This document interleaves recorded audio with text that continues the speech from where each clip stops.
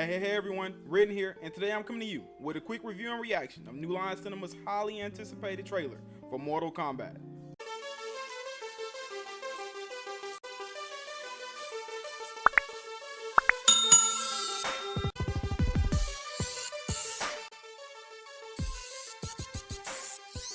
Welcome back everyone, and thank you for coming. And this morning, we finally got a trailer after months of waiting on New Line Cinema's latest take on the Mortal Kombat franchise. Earlier this week, the new character posters for the upcoming film were released, sending the internet ablaze. These shots of our beloved characters really stoked the fire that had been humming along for the past 2 years since the project was announced. Capitalizing on that momentum, we've now received the trailer. I was incredibly nervous about this as I am a huge fan of the brand, and I've played every single Mortal Kombat game released for the most part since I could pick up a controller.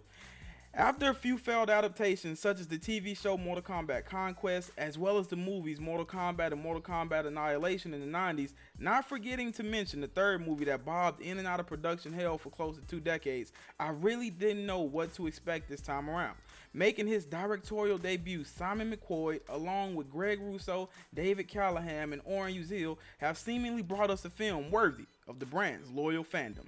Insofar as we know right now, the plot will be very traditional, following the lore of the video games for the most part, with Earth's chosen warriors going forth to defend this realm in a tournament that spans across others. This time around, we are following a washed-up mixed martial artist by the name of Cole Young, who is unaware of his lineage and is being hunted down by, you guessed it, Sub-Zero. In a plight to save his family and his own life, he searches out others who may be able to help. Nothing that I can confirm as of now, but it looks like we're getting our new protagonist here in the place of Johnny Cage. Cage is a favorite of mine from the lore storytelling, but we don't know for sure yet if he will be completely absent in the film. As narrated by Sonya, throughout history, different cultures around the world have referenced and taken place in the Great Tournament of Champions, and those born with the dragon marker are invited to take part to fight for something known as Mortal Kombat, in defense of Earthrealm in a high-stakes battle against invaders from Outworld. We then get to see all of our favorite characters brought to life.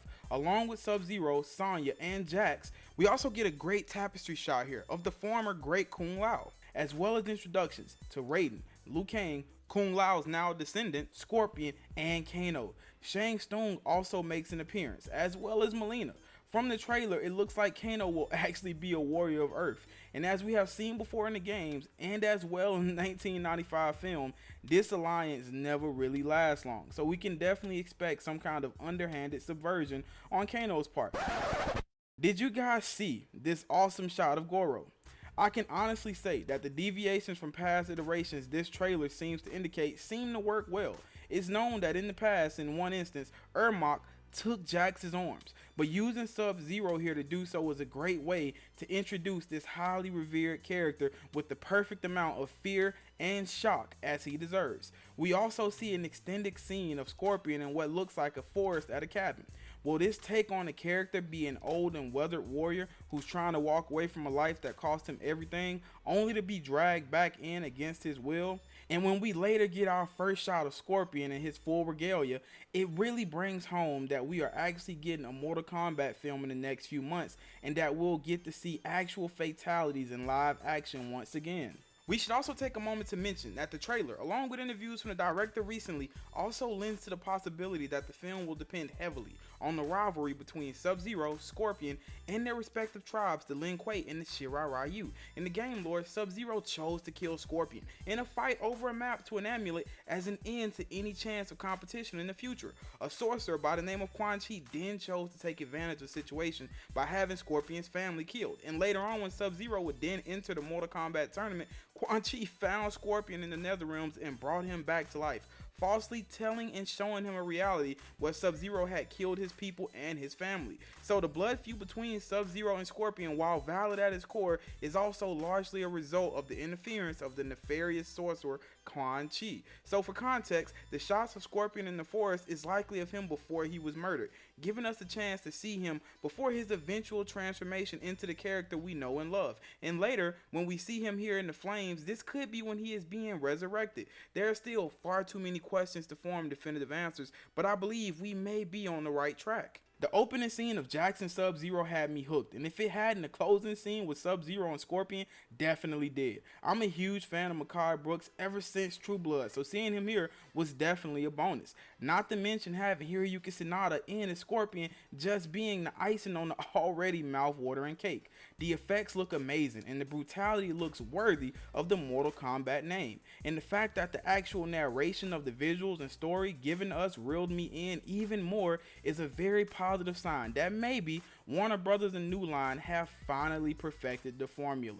It's exciting to see the classic set of MK characters return to the big screen, but also it's just as refreshing to have the possibility of newer characters such as Cole Young introduced to the world on the big screen. Could this be our first successful video game series adaptation into a film that everyone actually likes? The film is currently slated to be released on HBO Max on April 16th of this year. So tell me, will you be watching? With this only being the Red Band trailer, there's really no need to go and get ahead of ourselves. But I think that we can all agree, at least, that what we've got so far is very, very promising.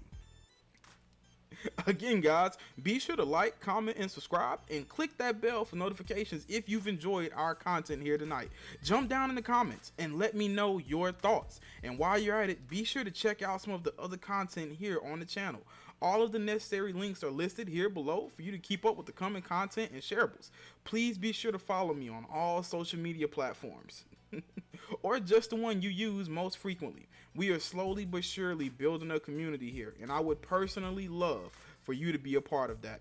And last but not least, we have a merch store. So whether you see something you like or just simply want to support the channel, head on over to our shop and grab something, or grab everything. But again, thank you so much, guys and gals, for visiting here with us today. I really appreciate each and every viewing minute of your time you've given us.